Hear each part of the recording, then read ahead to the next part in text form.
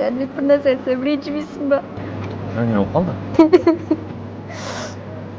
Мен басқа біреуді жақсы көріп қалдым.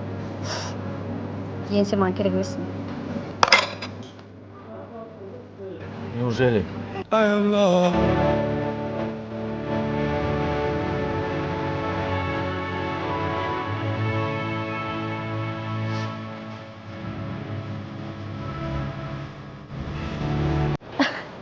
Девушка, мен жаңа жерде оқығам. Торт пен пирог заказ берген, есептеп берейінші. Негізгі сумма 11.900 теңге, ал скидкамен 10% 10.710 теңге болады. 10% скидка? Иә. Бүгінге бір жақсы жаңалық болды.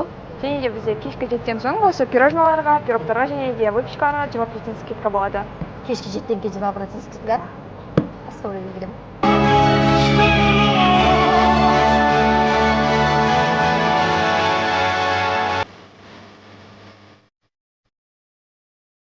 Алло, Нұрлан, қызым шотты төлеп кетті ма? Иә, уайымдама, шот төлеп кетті.